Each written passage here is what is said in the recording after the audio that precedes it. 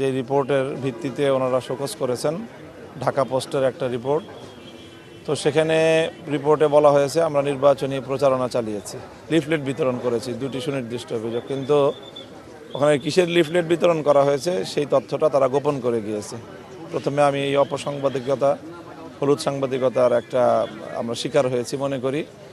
আমরা মূলত যে লিফলেট প্রচার করেছি সেটা হলো গণভোটের প্রচার, যেটা নির্বাচন কমিশন থেকে এবং তত্ত্বাবধায়ক এই অন্তর্বর্তীকালীন সরকারের পক্ষ থেকেও রাজনৈতিক দল এবং নির্বাচনে প্রতিদ্বন্দ্বীদেরকে আহ্বান জানানো হয়েছে যে সবাই যেন গণভোটের প্রচারণায় অংশগ্রহণ করি। তো কাজে রাষ্ট্রীয় আহ্বানের সাড়া দিয়ে আমরা গণভোটের প্রচারণা চালালাম, সেটাকেই আমাদেরকে সেইটার উপরে ভিত্তি করে ভিকটিম করা হলো আমাদেরকে। এটা খুবই দুঃখজনক বলে মনে করি। আমি মনে করি এটাতে গণভোট প্রচারণার যে সরকারি উদ্যোগ সেটা মারাত্মকভাবে প্রশ্নের সম্মুখীন হলো, বাধাগ্রস্ত হলো। এই কাজটা কেন করা হলো বা যেই সাংবাদিক এটা করলেন ন্যূনতম আমাদের কাছ থেকে কোনো তথ্য বা কোনো বক্তব্য নেননি, এমনকি সেখানে লিফলেটটা তারা পর্যন্ত যাচাই করার প্রয়োজনীয়তা অনুভব করেননি। এটা একটা বিভ্রান্তিমূলক সংবাদ ছিল এবং সেই বিভ্রান্তিমূলক সংবাদের উপর ভিত্তি করে আমি মনে করি অনেকটাই চিলে কান নিয়ে গেছে।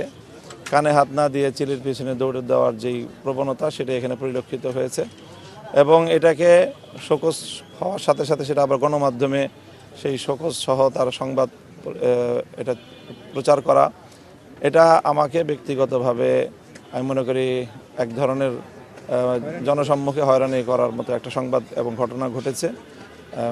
এই যে আমার নির্বাচনী কার্যক্রম পরিচালনা সহ যাবতীয় চরম ব্যস্ততার সময় এখানে জনমানুষের কাছে আমার ভাবমূর্তির বিষয়, এগুলোকে প্রশ্নবিদ্ধ করারই কোনো চেষ্টা কিনা এটা নিয়ে আমরা শঙ্কিত।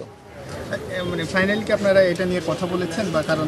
হ্যাঁ, আমরা জবাব দিয়েছি, শোকজের জবাব দিয়েছি। আমরা বলেছি কমিশনকে, আমরা বলেছি যে এটা আমাদের এই গণভোটের যে আমাদের লিফলেট বিতরণ করেছি সেটা আমরা দাখিল করেছি।